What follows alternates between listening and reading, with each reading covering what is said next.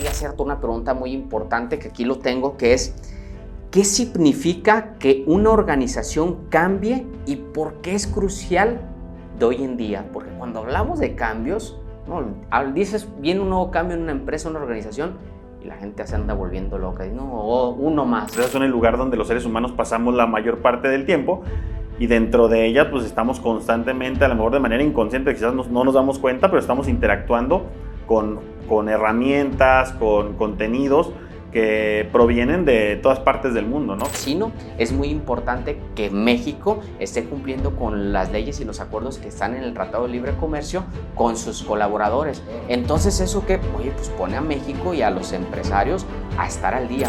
Y cuando se dan cuenta, ya es porque el resto de las organizaciones ya cambiaron y entonces te rezagaste en ese cambio. Cuando estás en ese escenario es cuando te afecta un cambio. Bienvenidos a todos ustedes, bienvenidos a esta nueva temporada de este podcast de negocios, donde en esta nueva temporada, capítulo 1, hablaremos de un tema súper importante que es la gestión de cambio en las organizaciones. Y para poder abordar este tema tan importante, está nada más y nada menos que mi amigo y mi socio, Alejandro Pérez. ¿Cómo estás, amigo? Muchas gracias, Ángel. Muy feliz de estar aquí con ustedes compartiendo este espacio para poder compartir con la comunidad de Top Learning, con tu comunidad. Un tema que, como bien dices, es muy importante para las organizaciones en un escenario como el que tenemos actualmente, un escenario lleno de cambios tecnológicos, de disrupciones empresariales, ¿no? Cambios en los gustos del consumidor, en las formas en las que colaboramos en las organizaciones. Yo creo que hoy más que nunca este es un tema del cual se tiene que hablar.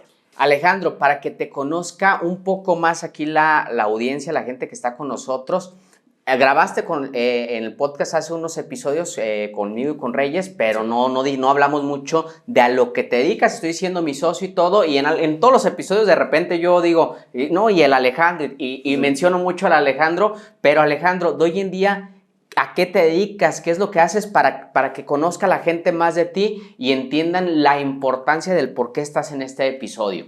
Gracias. Mira, pues básicamente tenemos muchas actividades, igual tú y yo y nuestro socio Carlos estamos llenos de cosas que hacer todo el tiempo, pero particularmente en los últimos años me he estado enfocando mucho en mi parte profesional relacionada a los recursos humanos.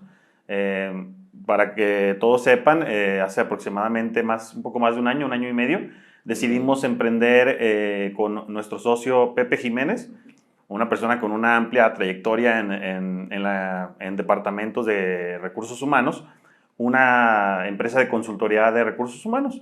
Y a eso nos hemos estado dedicando desde que iniciamos. Nos pusimos como meta crear una metodología de consultoría que ayude a las organizaciones con las que participamos a lograr los resultados que se proponen como negocio, ¿no?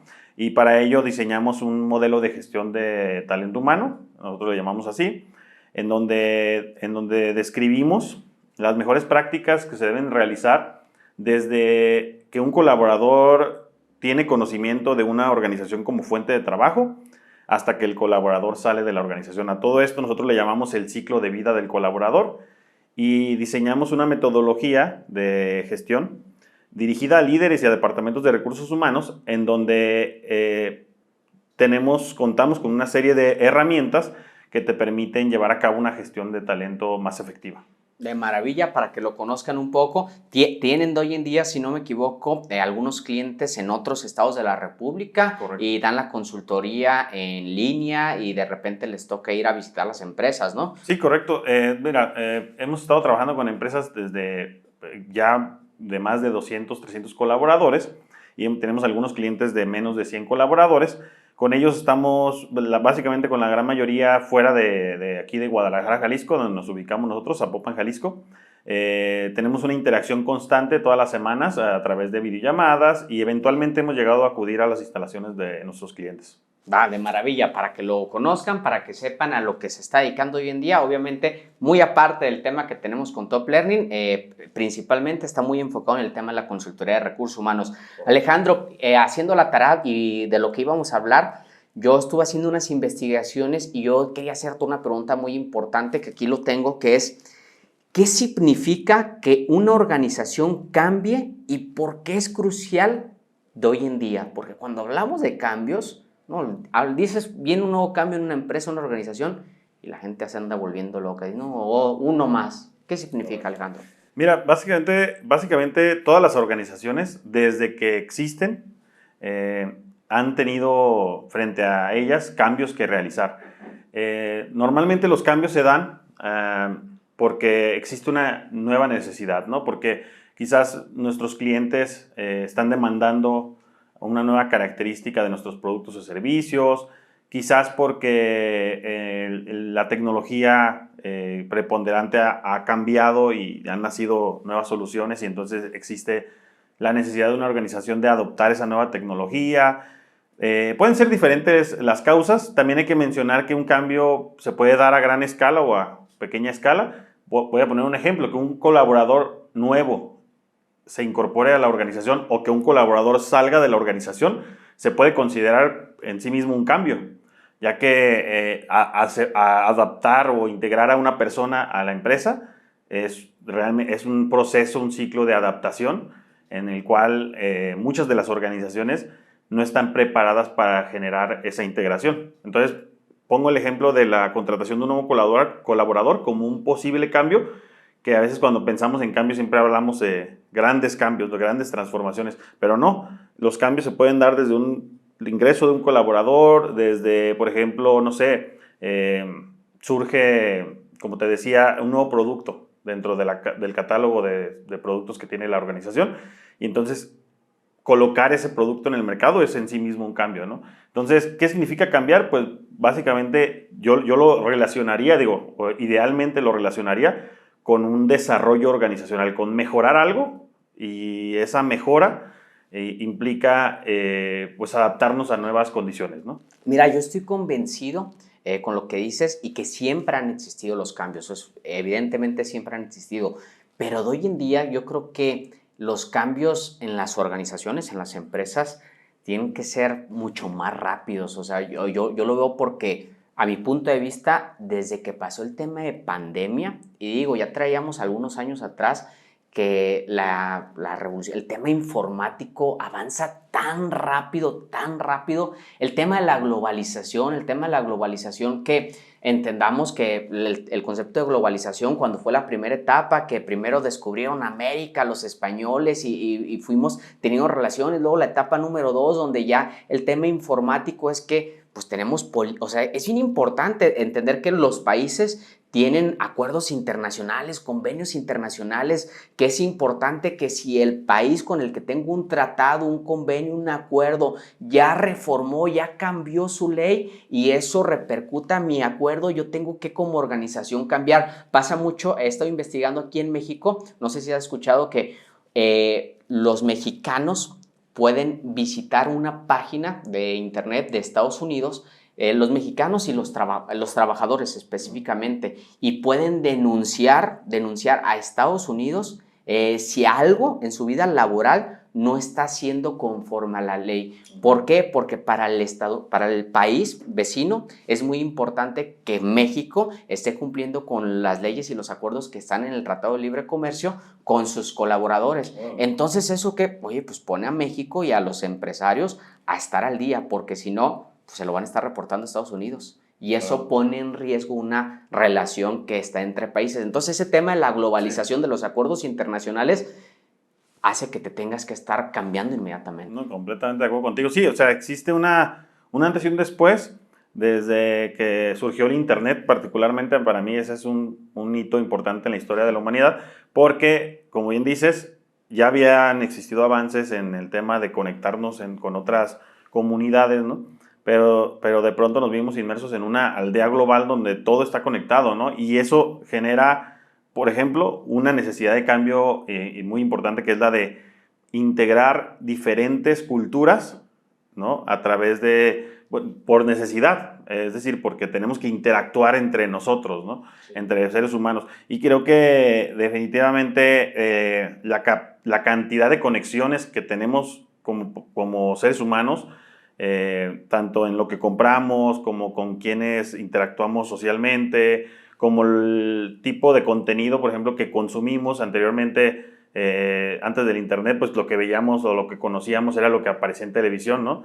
Pero nace Internet, nacen las redes sociales y entonces la cantidad de contenido disponible pues se vuelve inmenso, infinito, ¿no? Sí. Y entonces creo que todas estos estímulos nuevos que surgieron dentro de la vida humana definitivamente nos han ido transformando y las empresas pues no se han quedado sin ser impactadas, ¿no? Al contrario, las empresas son las empresas son el lugar donde los seres humanos pasamos la mayor parte del tiempo y dentro de ellas pues estamos constantemente, a lo mejor de manera inconsciente, quizás no nos damos cuenta, pero estamos interactuando con herramientas, con contenidos que provienen de todas partes del mundo, ¿no? Como comentas, voy a poner un ejemplo. Actualmente, no sé, una persona que se dedica al marketing, pues está utilizando herramientas desarrolladas por una empresa en Estados Unidos, ¿no? Cuya organización está conformada por personas de todas partes del mundo, ¿no? Me ha tocado darme cuenta que en empresas como Microsoft, por ejemplo, existe una gran cantidad de personas de Medio Oriente trabajando dentro de la organización. Entonces, a lo mejor no nos estamos dando cuenta, pero estamos utilizando un software desarrollado por alguien de la India. Vamos a poner un ejemplo. Eso al final, pues, se vuelve parte de nuestra cotidianidad y tenemos que adaptarnos a usar esa tecnología desarrollada por alguien con un pensamiento, con una estructura mental de otro continente, ¿no? Sí, definitivamente. Fíjate que yo, insisto, siempre han existido los cambios, pero yo creo que me hice más consciente en pandemia con el tema de que las empresas tuvieron que cambiar así. O sea, nadie nos avisó, fue de rápido, haz tus ajustes necesarios y todo. Y me he dado cuenta yo de lo que he visto, un ejemplo, pasó mucho el tema del trabajo desde casa, ¿no? La gente siguió trabajando desde casa, pero yo aquí quiero mencionar algo que creo que es muy importante. Yo creo que alguna visión de muchos emprendedores y empresarios creo que fue errónea, no lo sé, te voy a decir cuál creo. Yo creo que dijeron que la nueva normalidad era que la gente ya iba a trabajar desde casa como si ya fuera para siempre, pero yo he visto que ya pasó el tiempo y sí la gente se fue a trabajar desde casa y muchos ahí se quedaron, pero he visto muchas entrevistas, podcasts con otros empresarios, emprendedores y con grandes personas que dicen que eso, ya no es así, o sea, ya no está funcionando, que solo trabajan desde casa, ya están migrando casi el 100%, no el 100%, pero casi el 100%, al trabajo híbrido, o sea, para que realmente sea funcional, que sí se quedó algo de ahí, pero no solo el trabajo desde casa, sino que el cambio ya regresó al híbrido y muchos ya los están regresando en su totalidad a trabajar a las oficinas, a su lugar de trabajo, porque se dieron cuenta que el rendimiento de las empresas, de las organizaciones, sí bajó. Y digo que quizás la visión fue errónea, porque sí la visión de muchos, yo incluso lo llegué a pensar, es que ya la nueva realidad era todo el mundo va a trabajar desde casa. Lo podemos decir en el tema de las escuelas, ¿no? Dijimos, la nueva realidad ya es solamente el tema de lo digital, pero hay muchas personas que sí conocieron el tema digital y ya les gustó, les generó confianza, pero hay muchas personas que de hoy en día sí buscan la interacción humana personal y quieren regresar a un salón de clases. No, estoy completamente de acuerdo contigo. Mira, en primer punto, lo que mencionabas. El cambio se ha venido dando recientemente, cuando digo recientemente hablo de más de ya 30 años, reitero, desde el nacimiento de Internet, los cambios se han ido generando cada vez con mayor constancia y sobre todo de una manera más disruptiva, digámoslo así. Es decir, estamos enfrentando cambios que son saltos cuánticos en cuanto a las formas de trabajar, por ejemplo, ¿no?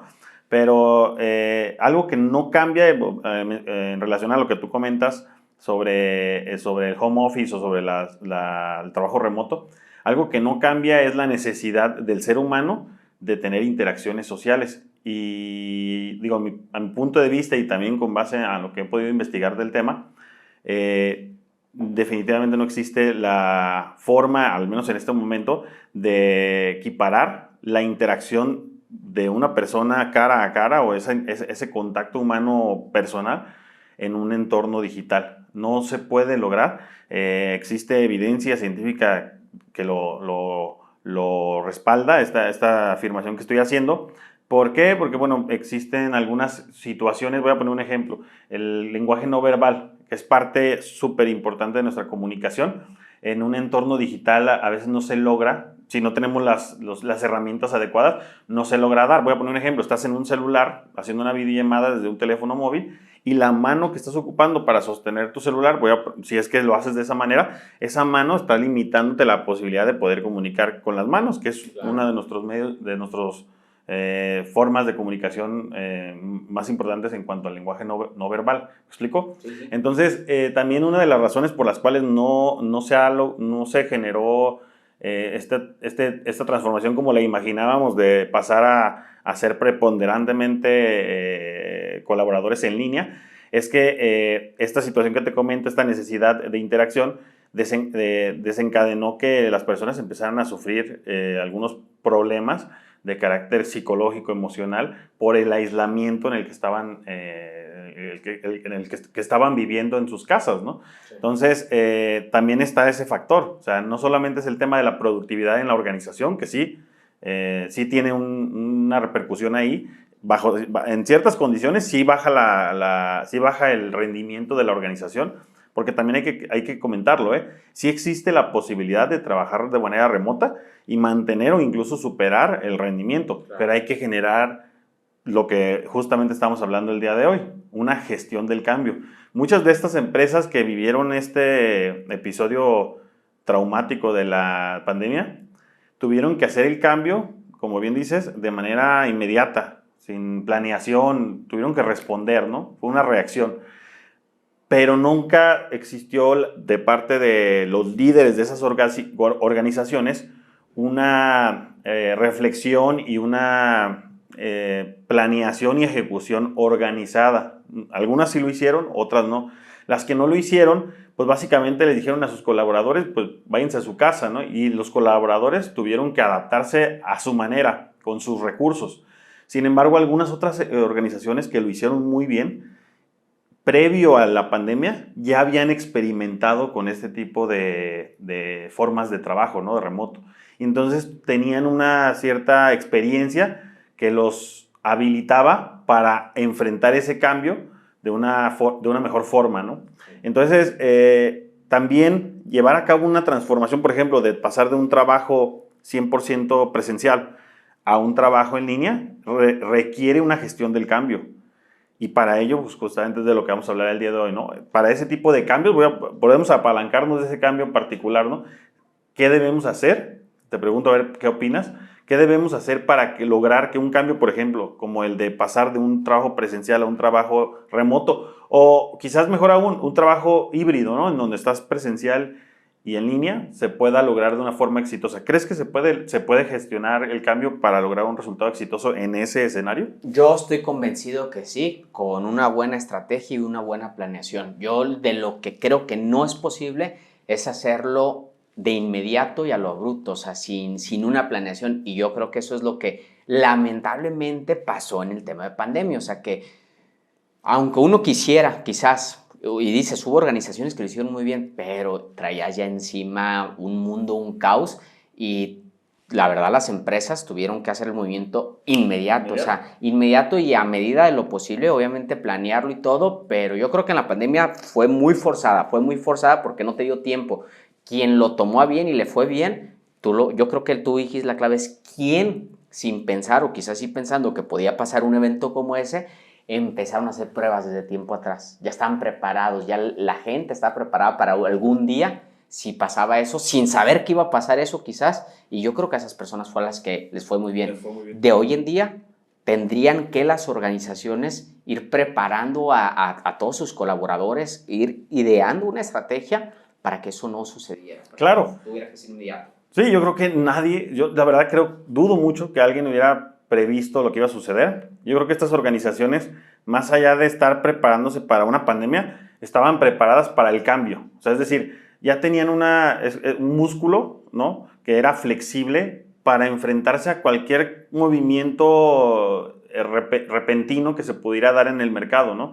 Hay organizaciones que yo les llamo organizaciones adaptativas, ¿no?, que están constantemente atentas a lo que está pasando en el mundo, a lo que está pasando con sus clientes, tan receptivas escuchando lo que los clientes demandan o lo que el mercado demanda, dándose cuenta de las fuerzas que controlan el mercado y están con años de anticipación preparándose para el futuro. Sin embargo, hay una gran cantidad, que es la mayoría de las organizaciones, que no tienen esta preparación. Creo que mencionaste la palabra preparación y me parece muy adecuada para hablar de qué debe de ocurrir antes de que emprendemos un cambio en nuestra organización. A veces lo emprendemos de manera proactiva y a veces el entorno nos demanda el cambio, ¿no? Sí. En ambos escenarios, la preparación en términos de tener una capacidad de adaptación es para mí una de las claves principales del antes de la gestión del cambio. Bueno, y a todo esto, ¿cómo tú consideras que a las pequeñas y medianas empresas de hoy en día daña estos cambios tan rápidos, tan inmediatos que están pasando, principalmente tecnológicos? ¿Cómo crees que las daña? Mira, las daña en el sentido de que, como te comentaba hace un momento, muchos empresarios no se dan cuenta de que existen demandas nuevas en el mercado, y cuando se dan cuenta ya es porque el resto de las organizaciones ya cambiaron y entonces te rezagaste en ese cambio. Cuando estás en ese escenario es cuando te afecta un cambio, ¿me explico? Sin embargo, aquí mi recomendación principal para las pymes es que desde pues, los líderes de alto nivel en esas organizaciones hasta los líderes que están en el campo de batalla estén constantemente observando y escuchando a sus clientes. Yo creo que eso es clave para no tener que enfrentarte a un cambio obligado, ¿no? A un cambio que se da de manera como la pandemia, ¿no? Que se da porque no hay de otra, o sea, es cambias o cambias, ¿no? Entonces, sin embargo, creo que si tú logras estar atento e identificar ciertas tendencias dentro de las preferencias de tus clientes o de los movimientos que se están dando en el mercado, creo que con cierta anticipación tú podrías estar haciendo cosas para que cuando llegue el momento estés ya a la vanguardia de esa transformación, ¿no? O de ese cambio que se requiere. Yo creo que aquí lo importante cuando hablamos de cambios es tener siempre presente que los cambios tienen un objetivo. ¿Cuál es el objetivo? Mejorar. O sea, no considero que exista un cambio dentro del mundo empresarial que busque lo contrario. Creo que todos los cambios buscan mejorar las cosas, ¿no? Entonces, creo que cuando una organización padece o sufre un cambio, es porque pues, no se dio cuenta de que había una mejora posible dentro de su entorno, ¿no? Ahora, a esto nosotros le llamamos innovación. Hay empresas que se dedican recursos, tanto financieros como humanos, a innovar sus procesos, a innovar sus productos y servicios, y hay otras tantas pues, que se dedican a reaccionar, ¿no? O sea, yo creo que como lo dices, pues suena muy bonito, ¿eh? O sea, suena muy bonito el tema de, pues, prepararse, innovar y todo, y es el deber ser, lo que tendrá que ser. Pero pregunto de pequeñas y medianas empresas, de las pymes, porque en su mayoría tienen menos recursos, o sea, que las grandes empresas van a contar con menos recursos, con menos capacidad de quizás hacer esas, ser proactivos con eso. Claro. Entonces, porque digo, tú sabes que de repente una empresa, nosotros lo hemos vivido, o sea, no estás pensando tanto en el futuro, lo que quieres resolver es el presente, quieres ahorita pagar los impuestos, ahorita quieres pagar la nómina y todo. Entonces, ¿cómo le hacen esas empresas? ¿Cómo esas empresas le pueden hacer para sí mirar el futuro, para sí buscar la manera de prevenir, de buscar la innovación cuando pues, están buscando sobrevivir en el día a día? Ese es el gran reto. Sí, claro. Es que lo que acabas de decir justifica aún más la necesidad de entender que gestionar cambios es una disciplina en sí mismo. Definitivamente uno de los factores que comentas que nos hacen, a mí me harían reflexionar y dedicar tiempo en aprender a gestionar cambios es justamente el hecho de que no tenemos los recursos ilimitados. Yo creo que ninguna organización tiene recursos ilimitados, pero en las pymes es aún más importante esto, ¿no? Es decir, el margen de error es mínimo. Entonces, para esto se tiene que, vuelvo a reiterar, porque creo que esto es clave y a veces a veces se nos vienen a la mente cosas muy complejas, pero no es tan complejo como quizás parezca. El empresario o el colaborador tiene que pensar estratégicamente, y pensar estratégicamente significa vuelvo a reiterar, pensar en una visión a futuro, ¿sí? Entonces, lo primero que tiene que hacer el empresario de una pyme, tiene que tener muy claro hacia dónde va. O sea, tiene que tener muy claro cuál es su meta a largo plazo. Ahora, número 2, tiene que ser capaz de transmitirlo a todos en su organización. Número 3, tiene que brindar el ecosistema, tiene que brindar el ambiente ideal para que los colaboradores puedan innovar. ¿Y qué significa esto? Significa brindarles la libertad para que puedan escuchar a los clientes, para que puedan proponer ideas, para que puedan testear ideas. Y aquí entra un concepto que a mí me gusta mucho cuando hablamos de cambio, que es el producto mínimo viable. Es un concepto que proviene de las metodologías ágiles de gestión de proyectos, que implica el hecho de que para poder generar un cambio no necesitamos necesariamente hacer cambios a nivel organizacional. Podemos hacer pequeños cambios, probar pequeños cambios a pequeña escala, ¿no? Con bajos recursos. Hacer un producto mínimo viable significa, por ejemplo, si voy a lanzar, no sé, una taza de café, significa hacer un modelo de la taza de café que pretendo colocar en el mercado y quizás mandar a hacer una sola pieza o unas cuantas piezas, colocarlas en la estantería, por ejemplo, de la tienda, si me dedico a vender tazas de café en la tienda en línea, generar una sola campaña de publicidad para esa taza y ver cómo responde el mercado. Quizás no me gasto grandes cantidades como mandar a hacer 1000 tazas, ¿no? Sí. Y que se queden ahí en el inventario, sino que hago una pequeña prueba con una taza de café con esas características porque estoy especulando, digamos, así tengo hipotetizando de que esta taza de café es lo que el mercado está buscando, ¿no? Entonces creo que es importante que los empresarios pyme se atrevan a experimentar. Pero muchas veces este es el gran problema de las organizaciones y particularmente de las personas que lideran esas organizaciones. Es la incapacidad que tenemos como líderes de confiar en los equipos de trabajo, de brindar la libertad a los equipos de trabajo para que estos puedan generar estos experimentos. No, eso que dices yo creo que sí es muy importante, o sea, es muy importante porque sí es cierto, de repente uno puede pensar, como yo te lo digo, no tengo la capacidad económica, pero pues no necesitas tener una gran capacidad económica para por lo menos probar con algo pequeño. Yo sigo insistiendo que este tema de la evolución en la informática, en todo este tema, va rapidísimo. Yo lo he estado estudiando el tema, un ejemplo, en el tema jurídico, nuestros legisladores están súper atrasados y si checas nuestras leyes en delitos informáticos y todo, híjoles, hay muchos, demasiados. Lo más protegido es el tema financiero por los bancos, por los SPE y todo, pero muchos otros delitos informáticos, ¿por qué? Porque apenas están proponiendo una ley para un tema de un delito informático que ya identificaron y apenas en lo que se ponen de acuerdo, ya cambió. Ya cambió. O sea, todavía no salí, ya cambió. Entonces, sí tenemos que ser muy, muy ágiles con cualquier cambio. Definitivamente, entonces la recomendación para poder enfrentar estos cambios tan constantes que se están dando y más, como bien dices, en la incorporación, por ejemplo, de la inteligencia artificial, tenemos que pensar como empresarios en aquellas habilidades que son atemporales, que llegue la tecnología que llegue, no van a volverse obsoletas. Voy a poner un ejemplo, la capacidad de aprendizaje, ¿cómo la estamos en las organizaciones? ¿Cómo la estamos fortaleciendo?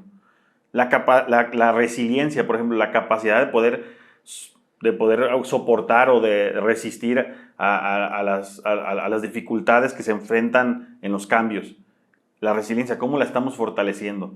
Por ejemplo, la capacidad de innovación, que yo siempre la relaciono con un concepto que he estado investigando recientemente, que es la seguridad psicológica.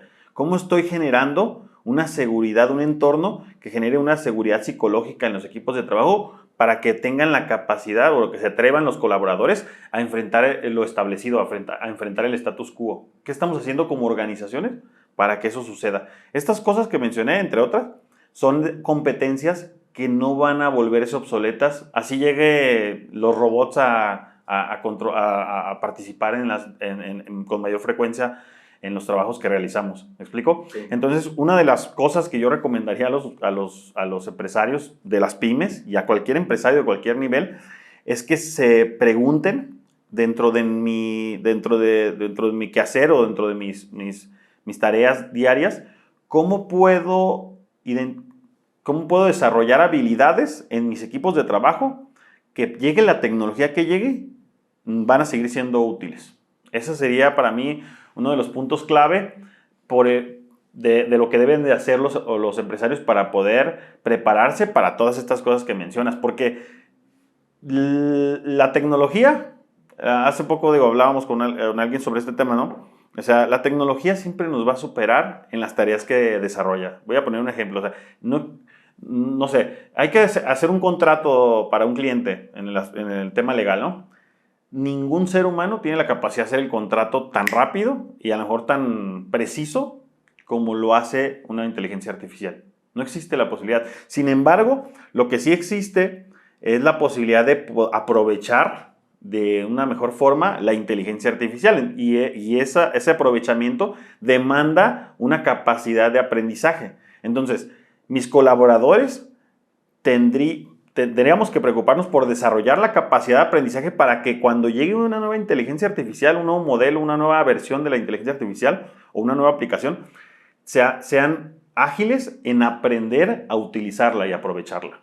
Sí, totalmente de acuerdo. Una pregunta, digo, porque aquí los empresarios se lo deben de preguntar, ¿qué deben de preparar ellos antes de implementar o transmitir un nuevo cambio organizacional? Claro. ¿Qué deben de preparar? Mira, lo primero y fundamental es tener muy claro el porqué del cambio, o sea, tener muy claro el objetivo y la justificación de ese cambio.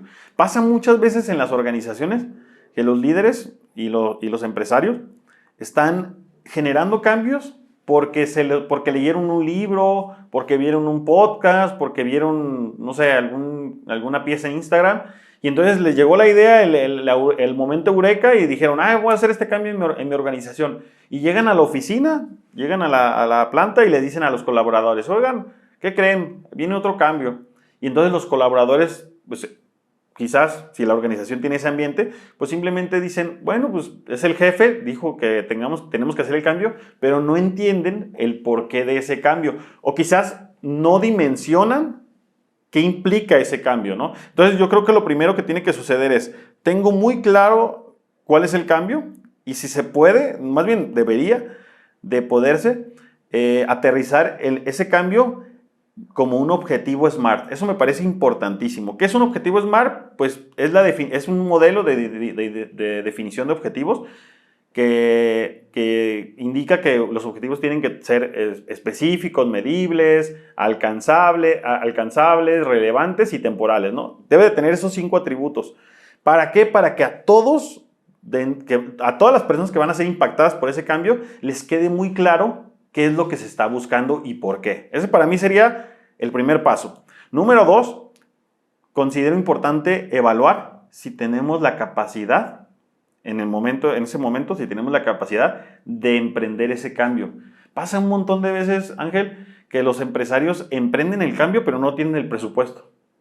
Pero se dan cuenta que no tienen el presupuesto ya cuando ya van a la mitad del cambio. O pasa muchas veces que a lo mejor no tienen el talento, no tienen el recurso humano necesario para que ese cambio sea exitoso. Y entonces, en esos escenarios hay que evaluar, si no lo tenemos, o una de dos, o nos esperamos para hacer el cambio, o nos preparamos para el cambio, ¿no? O sea, esa es la fase previa. Ahorita que me preguntabas qué tienen que pasar antes, pues tenemos que estar muy claros y tenemos que estar listos, ¿sí?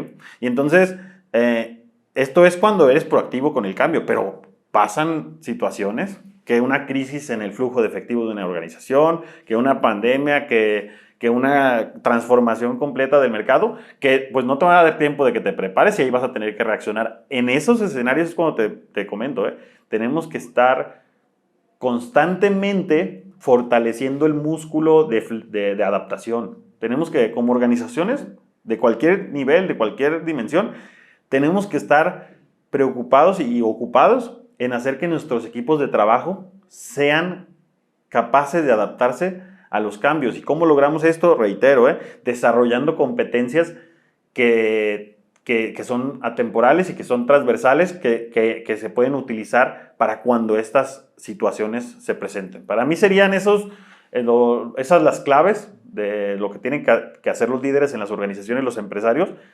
para la fase previa de un cambio organizacional. Y yo quiero resaltar una que yo considero es de lo más importante que un líder y un empresario debe tener y que a veces nos falla mucho, es una buena comunicación, una comunicación clara, porque a veces uno como el jefe, como líder, pues simplemente das la indicación del cambio y dices, pues lo van a hacer y lo hacen, pero no te das cuenta del gran daño que provocaste, porque sí lo van a hacer, pero la gente sí se cuestiona, oye, el por qué, para qué, y el hecho de que no te hubieras tomado el tiempo, porque uno como empresario, como jefe, como líder, podrás decir, no tengo por qué dar explicaciones, simplemente hazlos, uno lo puede pensar, claro. Pero eso le causa un gran daño a la empresa, un gran daño, porque lo que vas a tener es un colaborador que obviamente como subordinado va a ejecutar el cambio, pero no lo va a hacer con entusiasmo, no va a entender el por qué, el para qué, y simplemente lo va a hacer desganado. Y obviamente si tienes colaboradores que no entienden el por qué y el para qué, pues eso siempre estoy seguro que se ve reflejado en malos resultados, que era un ambiente de trabajo negativo, o sea, no suma para nada la organización. Entonces yo creo que en esas habilidades atemporales que tú dices, creo que todo líder de una organización, todo emprendedor, empresario, debe de ser muy asertivo y prepararse mucho en sus habilidades de comunicación. Creo que si no se toman el tiempo para eso, creo que si no buscan la manera de cada vez prepararse mejor, van a estar cometiendo muchos errores. Porque comunicar es aprender a escuchar también. Eso es comunicar. Quizás más importante que hablar, ¿no? Sí, completamente de acuerdo contigo.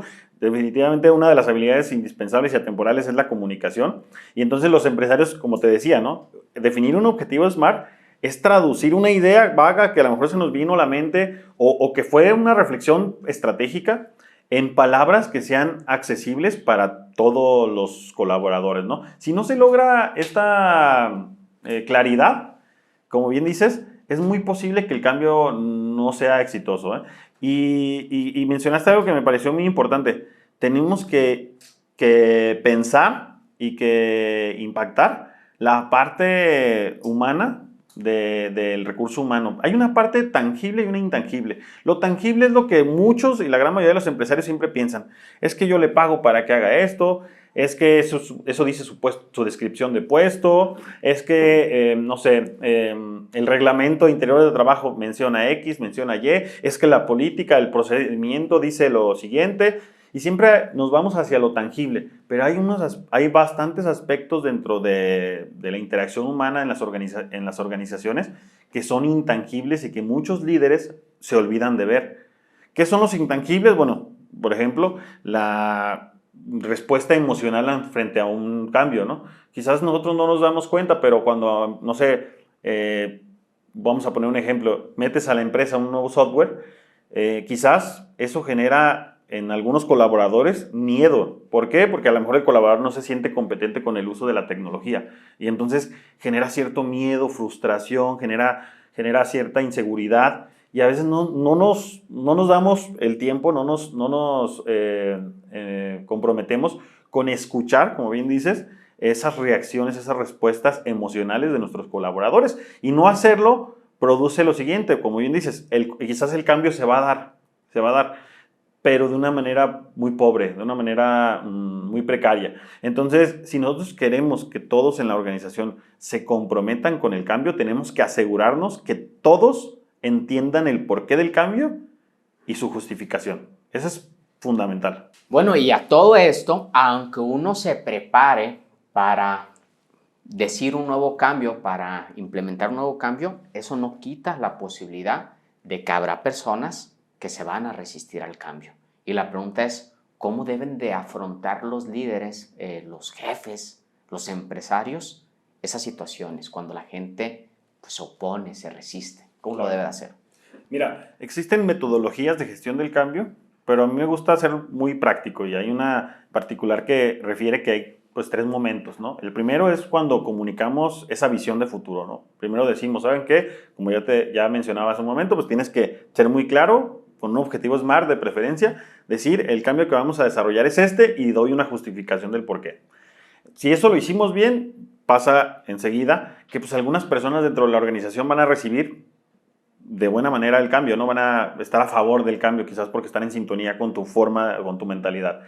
Sin embargo, habrá otros, como bien dices, que tendrán resistencias, y las resistencias se pueden dar de diferentes maneras, desde como te mencionaba, un miedo, una frustración, quizás un enojo, quizás un sentimiento de sentirse excluido, pueden darse de diferentes maneras. Pero lo fundamental aquí para poder resolver esas diferencias, para poder resolver esas resistencias, es generar un diálogo con los colaboradores, ¿sí? Pasa que muy pocas veces me ha tocado verlo con las personas con las que trabajamos en la consultoría, me ha tocado verlo en mi experiencia en recursos humanos y como empresario aquí en Top Learning. Muy pocas veces los líderes de los negocios se dan el tiempo de tener conversaciones uno a uno con sus colaboradores para escuchar justamente sus motivos de resistencia, ¿no?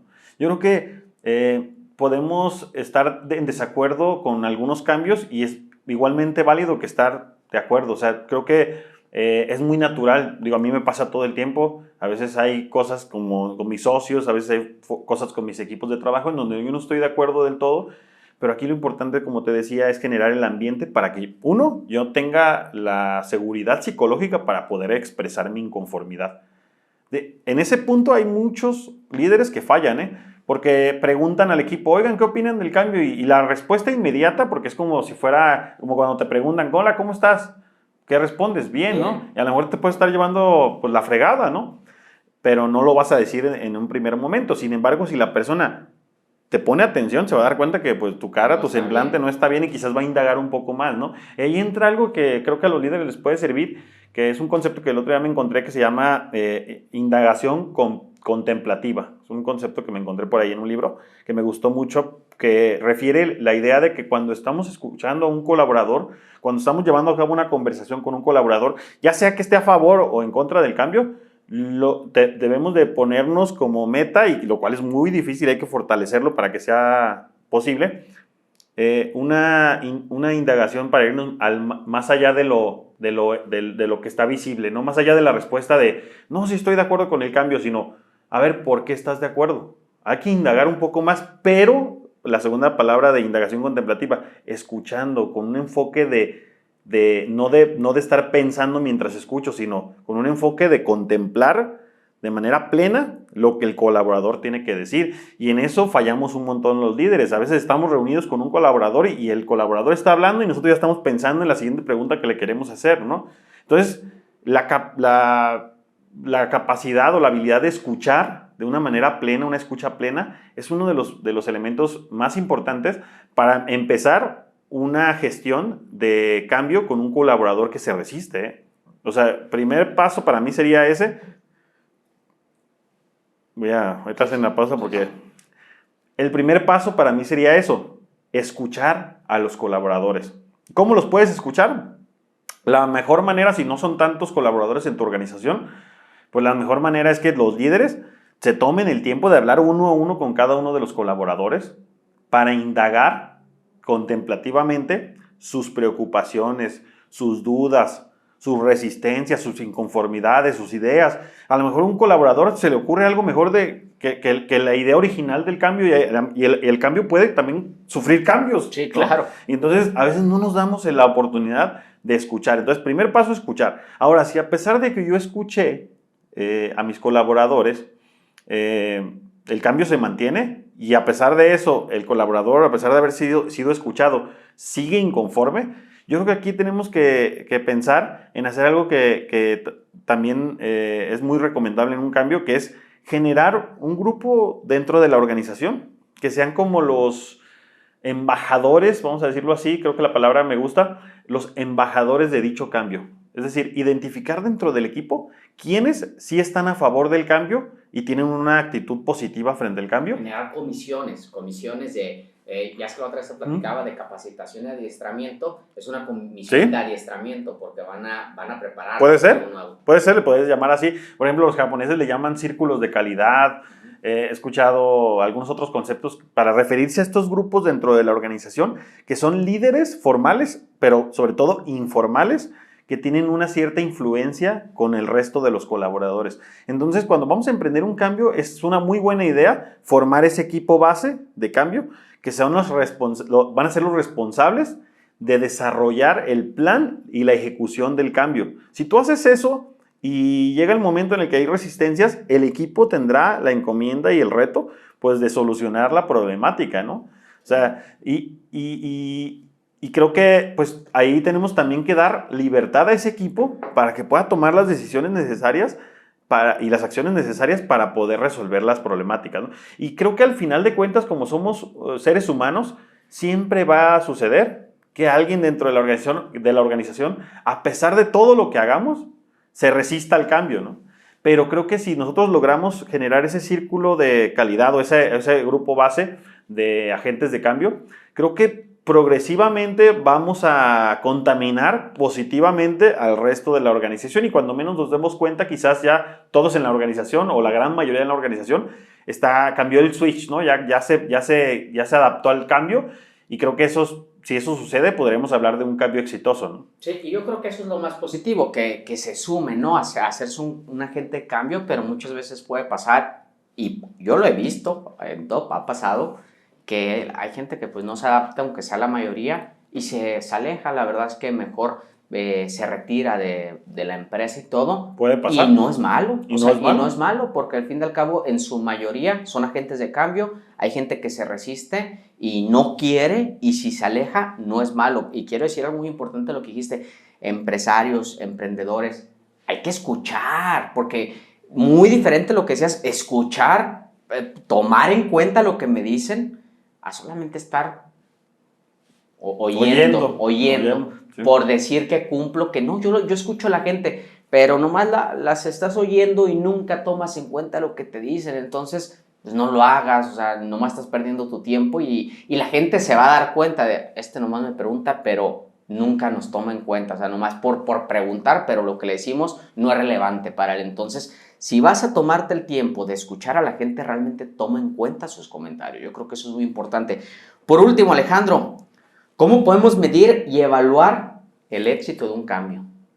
Mira, yo creo que tenemos que volver al concepto de definir objetivos claros del cambio, para enseguida plantearnos la necesidad de definir indicadores claves de desempeño. Hay un modelo que a mí me gusta mucho para aplicar en las organizaciones, y que está incluso dentro del modelo de gestión de talento que te digo que desarrollamos Pepe Jiménez y un servidor, que es el concepto de OKRs, objetivos y resultados clave. Me gusta el concepto porque es una forma muy amigable, muy sencilla de traducir un objetivo, por ejemplo, de cambio, en pequeños indicadores de éxito, en pequeños indicadores de éxito. Yo creo que es muy importante que, por ejemplo, si nosotros nos planteamos, voy a asumir, no sé, un ejemplo. Tenemos el objetivo de cambio de abrir una nueva sucursal dentro de la organización, ¿no? Entonces, tenemos decir eso no es smart, ¿estás de acuerdo? O sea, No. tenemos que traducirlo en abrir una sucursal que en tal ubicación, en tal fecha, con X resultados, y entonces ya está completamente claro cuál es el objetivo. Y ahora, ¿cómo nos vamos a dar cuenta si se está logrando o no el objetivo? A eso se le denomina en la metodología OKRs resultados clave.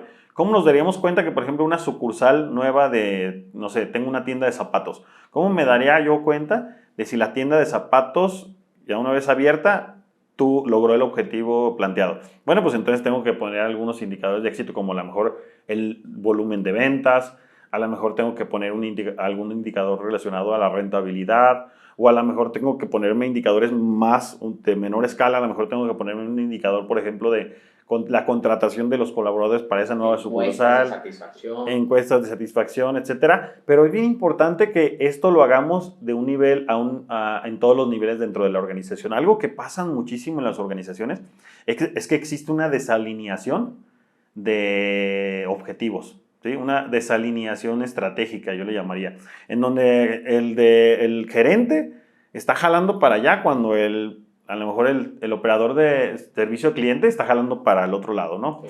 Esto ocurre porque no se lleva a cabo un correcto despliegue de objetivos, ¿no? Entonces, cuando tenemos un cambio a nivel general en la organización, tenemos que hacer lo que yo llamo un despliegue de objetivos en todos los niveles, y para eso la metodología OKRs seguramente te va a ayudar.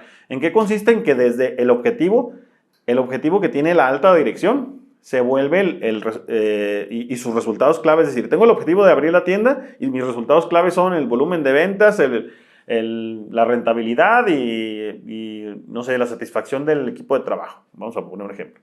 Entonces, el de la satisfacción del equipo de trabajo se lo voy a delegar al gerente de recursos humanos, quizás.